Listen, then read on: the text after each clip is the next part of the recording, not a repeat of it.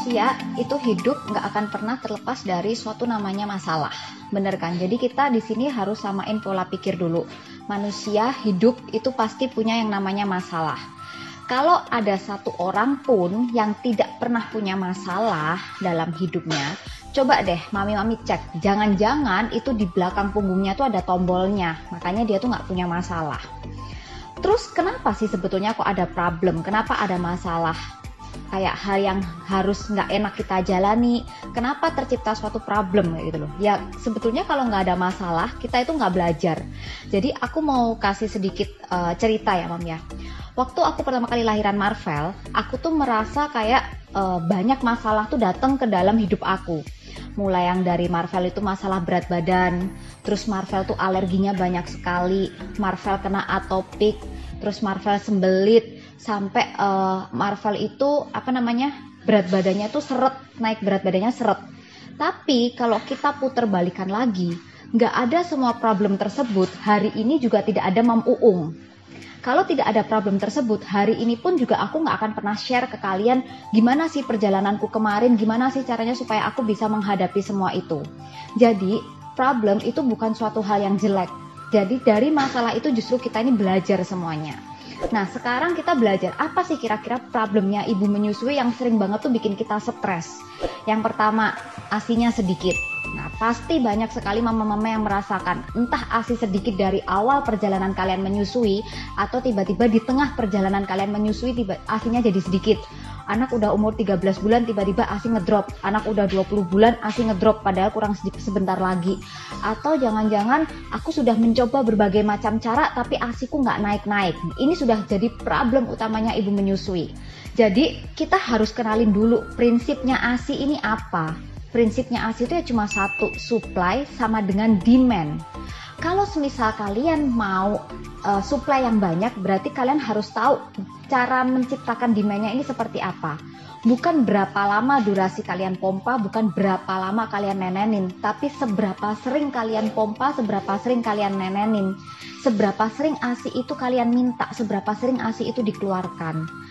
Nah, terus kalau misalnya kalian merasa, tapi aku sudah melakukan semua itu, tiba-tiba aja Mam ngedrop. Nggak ada yang namanya tiba-tiba Mam, pasti semua itu ada penyebabnya. Jadi kita ibu menyusui, selama 6 bulan, perjalanan ASI kita lancar. Terus tiba-tiba pada saat anak empasi, ASI kita tiba-tiba ngedrop. Ingat ya Mam, nggak ada yang tiba-tiba. Kenapa kok bisa setelah anak empasi ini ASInya ngedrop? Ya karena ketika anak sudah empasi, anak jadi tidak nenen. Di jam dia empasi, dia tidak nenen, dia tidak nyusu. Akhirnya apa? Biasanya di sini mama-mama jadi lengah. Jadi demand-nya nggak ada, akhirnya supply-nya juga akan menurun seperti itu. Ingat ya, stres dikala menyusui itu bukan karena problemnya, tapi karena sebetulnya itu minimnya pembelajaran kita tentang menyusui. Contohnya, baby lagi growth spurt. Kita nggak ngerti growth spurt ini apa, ciri-cirinya baby lagi growth spurt ini apa. Terus akhirnya apa? Kita udah bingung dulu, kita akhirnya nyalahin diri kita sendiri. Aduh ASIku sedikit, aduh anakku ini neneknya banyak sekali, nggak cukup loh. ASIku sedikit, ASIku nggak naik-naik. Padahal apa? Nanti ketika kalian anaknya udah seperti itu, akhirnya dikasihlah sufor.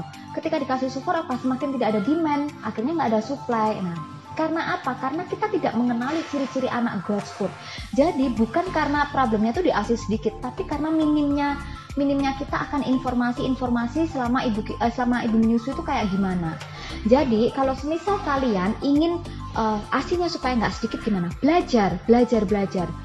Kita semakin banyak ilmunya, kita semakin ngerti, kita semakin paham perjalanan menyusui, prinsipnya ASI seperti apa. Jalan itu akan tenang Mam, karena setiap ada problem, setiap ada masalah, kalian sudah tahu solusinya harus seperti apa. Itu yang pertama, masalah ASI menyusui. Yang kedua adalah masalah mertua. Mertua suka ikut campur dalam urusan anak, mertua suka nyinyirin aku Mam, gak usah mertua orang tua juga. Jadi gini Mam, kita gak mungkin ngelawan mertua kita, oke? Karena gimana pun juga mertua kita itu adalah juga orang tua kita. Jangan dibedakan statusnya mertua dan orang tua pribadi itu, jangan dibedakan. Jangan pernah kalian punya pandangan kayak mertua aku tuh orang luar. Jangan, mertua kita tetap orang tua kita. Posisikan mereka seperti orang tuamu. Dan kalau semisal mertua, misalnya kayak gini ya, dulu waktu aku awal lahiran Marvel, mertua aku pun juga sedikit bingung ya, karena pada saat itu ASIku belum keluar. Dan dia akhirnya kayak paksain aku harus kasih sufor gitu. Terus Aku gimana, respon aku dan suami aku gimana. Ini yang terpenting adalah respon kita dan respon suami kita.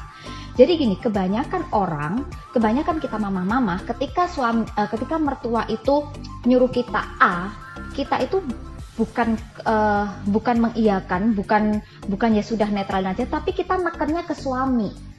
Jadi ketika kita misal nih kayak mertuaku kemarin ya, misal nyuruh buat kasih support, aku neken ke suamiku, tuh loh mama kamu loh suruh aku kasih support, tuh loh mama kamu kasih tahu deh mama kamu tuh gini nih. Akhirnya apa, hubungan kamu dan hubungan suami kamu yang akhirnya jadi crash juga gitu.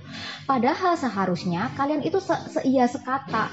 Caranya gimana? Contoh kayak gini ya, yang aku kemarin lakukan ke suami aku gini, tadi mama kamu ajak aku bicara, Asiku kan belum keluar, mama kamu tuh suruh aku sebetulnya tuh buat kasih support, tapi aku tuh masih pingin coba dulu lah, kamu support aku ya, kayak gitu. Nah terus bisa lagi gini, kamu support aku ya, aku bakal berusaha, aku bakal belajar, nanti kalau semisal mama maksudnya kayak suruh aku gitu, kamu bantuin aku ya ngomong sama mama. Nah kan enak nih komunikasi ke suami kan, jadi bukan kita malah neken suami. Kalau kita neken suami akhirnya stres, akhirnya apa, problem sudah sama mertua sama suami lagi, seperti itu. Jadi kita nggak bisa yang merubah mertua kita, apalagi kayak semisal yang punya kayak mertua tuh ada yang biasanya tuh ada mama ngomong, mertuaku tuh diktator mam, suamiku tuh takut sama mertuaku. Sudah iyakan aja gitu loh, iyakan aja dan coba komunikasikan dengan suami, tetap komunikasi, tapi bukan komunikasi ini bukan mengkomplain ya mam, tapi komunikasikan. Kadang dengan cerita seperti tadi, mengutarakan isi hati kita, dengan kita tuh cerita ke dia, ke suami, kita nggak usah ngerespon suami gimana, tapi kalian cerita terus, nanti lama-lama suami kalian tuh akan ngerti kok, suami kalian akan tahu dia harus bagaimana bertindak untuk membantu kalian ngobrol sama mertua kalian, seperti itu. Terus mertua atau orang tua kita itu memang hidup lebih tua, jadi kadang tuh wajar untuk mereka tuh merasa mereka jauh lebih mengerti. Sama, mungkin di diri kita pun juga ada yang seperti itu. Contohnya apa? Biasanya kita kalau kita punya adik, dia tuh, kamu tuh masih kecil, udahlah kakak lebih ngerti, mbak lebih ngerti, kayak gitu. Ini juga jadi bumerang, ini juga jadi yang berbahaya ke kita. Kadang kita pun akan melakukan itu ke anak kita, tapi kita nggak sadarin gitu loh. Jadi gimana caranya? Ya kita harus ngertiin posisi mereka, bukan dengan mengkomplain, karena mengkomplain itu tidak ada solusi sama sekali gitu loh. Jadi daripada kita ngerasa nggak enak sendiri, kita berusaha mengerti, kita berusaha memahami, dan kita berusaha ikhlas. Jadi apa mam? Fokusnya itu bukan ke masalah. Misal mertua kamu begini, bukan fokusnya itu ke masalah mertua kamu tuh gini, mama kamu gini-gini. Tapi fokusnya ke solusi. Solusinya apa? Nih misal, mama paksa kasih support, mertua paksa kasih support. Fokus kita apa? Ngumplain mertua, ngumplain suami. Bukan kan? Fokus kita adalah mempelajari gimana supaya kita nggak perlu kasih support. Gimana sih supaya kita bisa merangsang ASI lebih banyak. Pelajarin semua. Sekarang informasi itu terbuka lebar sekali ya mam ya. Kalian mau searching apapun di Google apapun, semua itu terbuka lebar dan gratis, bisa diakses dengan mudah. Jadi kuncinya apa? Pelajarin semua. Jangan fokus ke masalahnya, fokus ke solusinya. Lalu yang ketiga, ada juga banyak problem itu merasa suaminya nggak support. Jadi contohnya apa? Paling sering ini dialami kayak gini mam. Suami aku pulang kerja dia nggak mau bantu aku. Suami aku kemarin ada yang sedikit ini ya cerita sama aku, dia mama acting dan suaminya itu nggak mau bantuin dia. Akhirnya apa? Dia merasa akhirnya asinya ngedrop berkepanjangan. Jadi gini, di sini aku berusaha netral.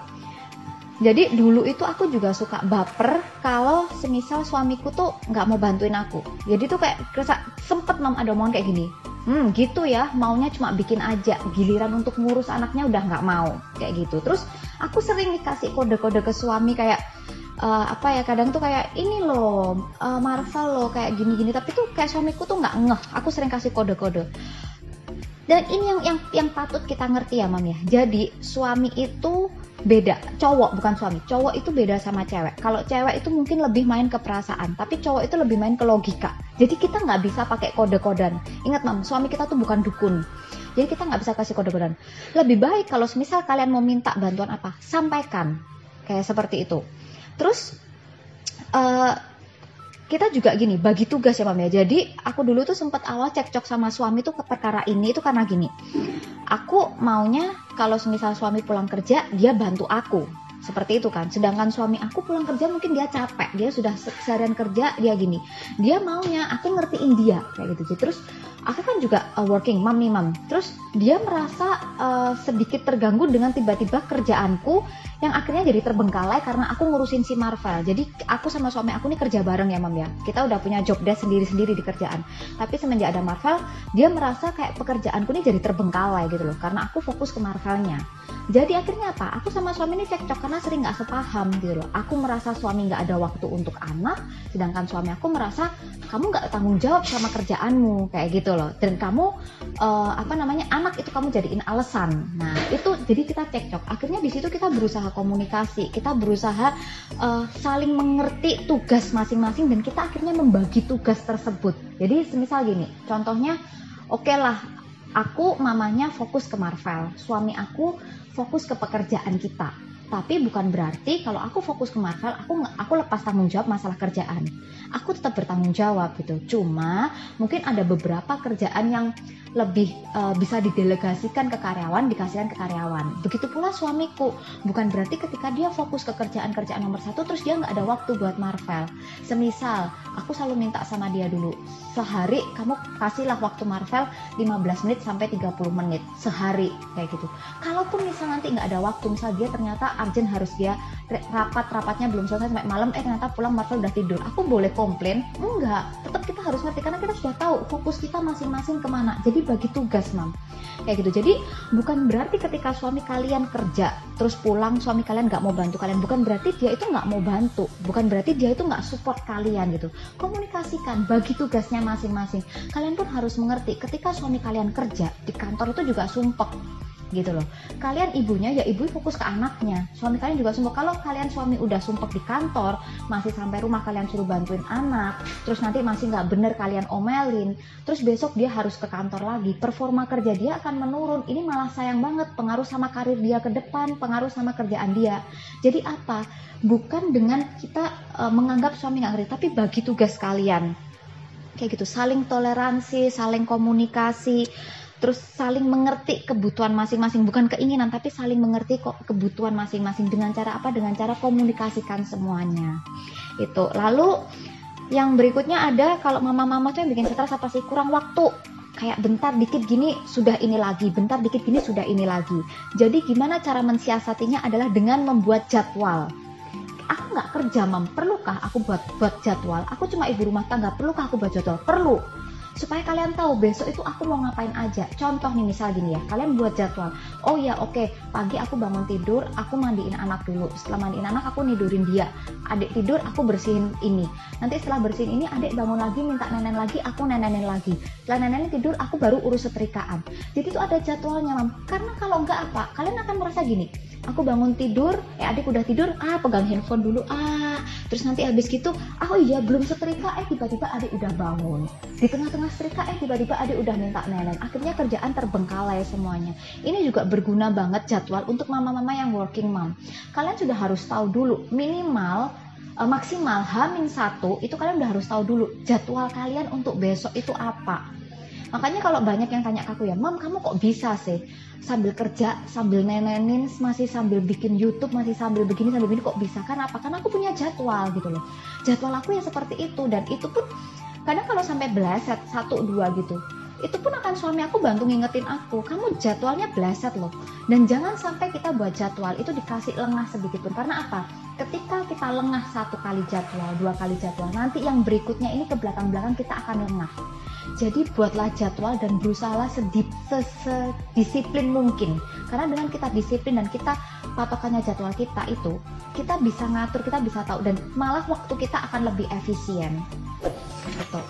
Lalu yang berikutnya adalah nggak ada me time. Ini sering banget ya dikomplainkan sama mama-mama tentang nggak ada me time.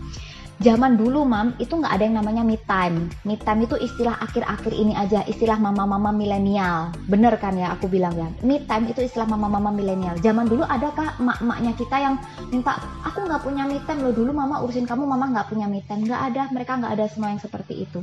Jadi gini, kita yang harus bisa filter dengan istilah-istilah seperti itu. Kalau semisal, bisa nggak sih mama-mama nih me time? Bisa, tapi jangan disamakan dengan me time-nya waktu kita dulu masih gadis. Me time-nya tetap me time-nya emak-emak kayak gitu loh. Nah, contohnya gimana nih? Gimana kalau misal anak kalian pas, oh ya, aku kasih contoh gini ya. Gimana kalau misalnya anak kalian tuh pas udah sekolah, terus pasti kan anak kalian tuh hidup di lingkungan teman-teman dengan kondisi yang berbeda-beda.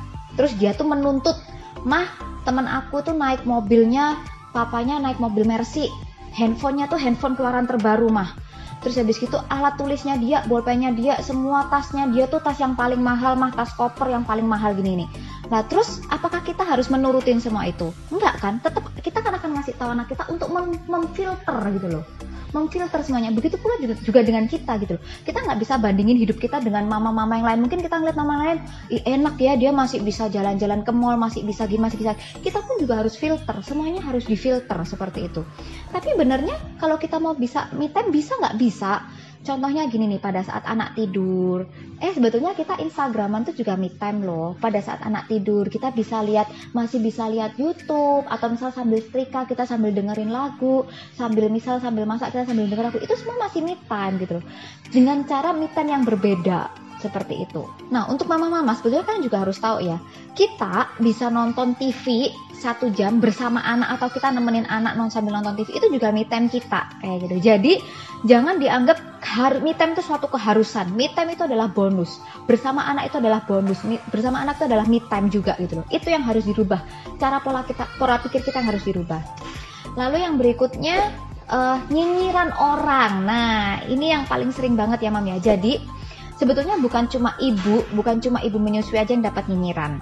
Bahkan orang yang berbuat kebaikan pun juga dapat nyinyiran. Nah, contohnya apa? Yang paling sensitif itu adalah masalah donasi.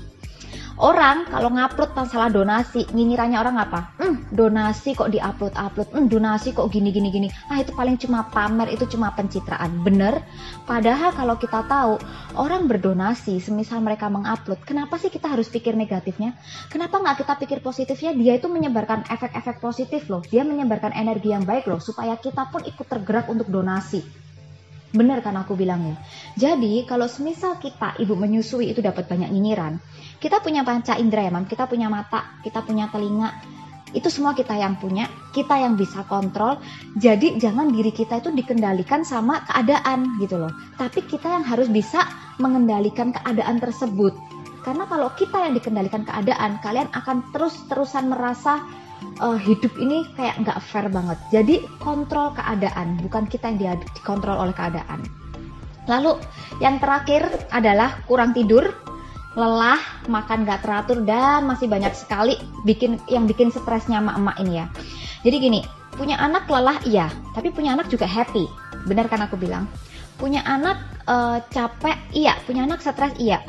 Tapi kita juga senang loh kalau anak kita sehat, anak kita bertambah aktif, anak kita pinternya nambah-nambah. Apalagi misal kalau yang anaknya tiba-tiba udah baru bisa belajar ngomong, belajar menyebutkan satu kata. Senang nggak? Senang gitu loh. Terus kenapa kita harus fokus sama problemnya, fokus sama ini?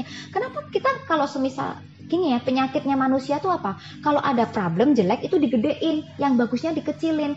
Padahal capekmu, lelahmu, kurang tidurmu dengan anakmu yang sehat, ini nggak sebanding.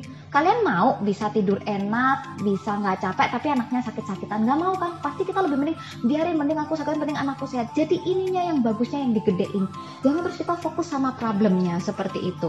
Contoh lagi ya, kita mau sukses, tapi kita nggak bisa ngambil paket cuma enak-enaknya aja. Orang kalau mau sukses pasti lihat nih, bangun lebih pagi, kerja lebih lama dibanding teman-teman yang lainnya, malah masih bisa lembur-lembur seperti itu. Lebih banyak mikir, lebih banyak kayak solusi, punya solusi untuk ini apa, lebih kreatif, harus lebih kreatif. Lebih capek iya, malah banyak yang membuang waktu senang-senangnya mereka loh. Kalian coba cek ya, beberapa orang figur-figur yang sukses, rata-rata mereka akan menekan waktu senang-senang mereka. Seperti itu. Jadi bukan berarti kalau mau senang-senang, kalau mau sukses itu senang doang. Enggak, itu sepaket Mam. Kalau kita mau jadi ibu itu juga sepaket semua. Senang, susah, sedih, capek, semuanya itu sepaket. Kayak gitu. Terus kalian juga harus ingat, berapa banyak sih ibu-ibu yang susah sekali punya anak. Aku pun punya Marvel itu setelah menikah 1,5 tahun dengan aku tuh PCO ya Mam ya. Jadi makanya kenapa aku juga perjuangan ya untuk punya anaknya, aku juga perjuangan banget kayak gitu loh. Terus dan bila saat ini kita sekarang itu diberi kesempatan oleh Tuhan, kita diberi oleh Tuhan tuh berkat untuk kamu punya anak, apalagi dengan yang menikah, baru menikah terus langsung punya anak. Kalian tuh mudah sekali, dipermudah sekali jalan kalian untuk mendapatkan anak. Berarti Tuhan itu sudah tahu dari awal kalian tuh sudah mampu untuk menghandle, Tuhan tuh tahu kalau kalian tuh punya kemampuan tersebut. Tuhan tuh tahu berarti kalian ini sanggup untuk menjadi ibu untuk anak ini, untuk mendidik anak ini, seperti itu. Aku selalu bilang sama mami-mami, mungkin kalau banyak yang dengerin ya, semua itu ada di otak kita. Stresmu, happymu, capekmu, semangatmu, semua itu otak kita yang ngatur dan penuh ada di kontrol diri kita. Kok bisa? Otak itu dikendalikan dari panca indera kita. Jadi kita ngelihat, kita mendengar, baru semuanya itu direspon ke dalam otak. Kalau semisal kamu memang nggak mau kamu kontrol indera kamu gitu loh. Kalau kamu nggak mau dengerin nyinyiran, ya kontrol telinga kamu. Kamu nggak mau ngelihat kayak mama-mama, enak sekali ya di sosial media, hidupnya enak gini. Kontrol pandangan kamu. Nggak usah di follow, nggak usah dilihat. Kita itu salahnya apa ibu-ibu? Sering dilihat, semakin dicari-cari. Itu nggak usah dilihat. Kontrol semua pandangan kamu, seperti itu. Kita diberikan Tuhan panca indera, mata, telinga, rasa, semua bisa kita kontrol. Apa yang mau kita lihat, kita dengar, kita rasakan, kita bisa filter dulu sebelum masuk ke otak kita. Ingat ya mam ya, nggak ada orang yang hidup tanpa kerikil-kerikil hidup. Ketahuilah, kerikil-kerikil itu yang akan membuat kita lebih kuat. Banyak yang bilang, bukankah butuh upaya besar untuk meraih kesuksesan? Tapi bukankah butuh upaya yang jauh lebih besar untuk hidup di kehidupan yang tidak sukses? Kita nggak bisa merubah, menghindari, ataupun mengontrol keadaan sekitar kita. Kita nggak bisa minta semuanya sejalan dengan apa yang kita mau. Tapi kita bisa mengontrol diri kita sendiri untuk bagaimana sih merespon semuanya itu. Tidak ada yang dapat memperlakukan kita dengan sangat amat baik selain diri kita sendiri. Jadi sebarkan selalu energi-energi positif itu. Bangun dengan kalian sharing, dengan kalian membangun. Cari semua yang positif-positif itu, cari. Kalian serap yang positif, buang yang negatif. Memperbanyak menyerap energi-energi positif itu, mam. Itu juga bisa membangun energi positif di dalam diri kalian sendiri. Ini ada tips dari aku. Gimana sih caranya supaya kita bisa positif terus? Yang pertama adalah afirmasi. Afirmasi, bangun tidur kalian afirmasi. Aku adalah ibu yang hebat. Aku percaya perjalanan mengasihiku lancar, aku percaya aku bisa mengontrol semua kehidupanku. Afirmasi. Yang kedua, setiap kalian mendapatkan problem, setiap kalian merasa kayak aduh ada nyinyiran gini, tarik nafas, buang nafas, tarik nafas, buang nafas, masukkan oksigen sebanyak mungkin di dalam diri kalian. Yang ketiga, ini olahraga. Kalian tahu olahraga itu bisa melepaskan hormon-hormon stres. Jadi seluangkan waktu paling tidak 30 menit untuk olahraga. Sekedar kalian mau jalan pagi, sekedar kalian cuma peregangan-peregangan stretching, itu sangat membantu sekali. Yang keempat, ingatlah kesalahan itu bukan akhir dari segalanya. Kesalahan itu justru membuat kita lebih belajar lagi, lebih upgrade ilmu lagi. Dan ingatlah, semua kesalahan kita saat ini itu cuma masalah waktu. Nanti lama-lama kita akan belajar, kita di-upgrade lagi, kita lebih pintar lagi. Jadi Tuhan tidak sedang terburu-buru, tapi kita yang lebih sering terburu-buru. Itulah mengapa kita merasa gelisah, khawatir, tertekan, dan kecewa. Karena percayalah, apa yang seharusnya menjadi milikmu akan menjadi milikmu. Sebagai seorang ibu, tidak ada sesuatu yang mudah untuk didapatkan, nggak ada sesuatu yang mudah untuk kita raih. Tapi semua itu worth it untuk kita perjuangkan. Terima kasih.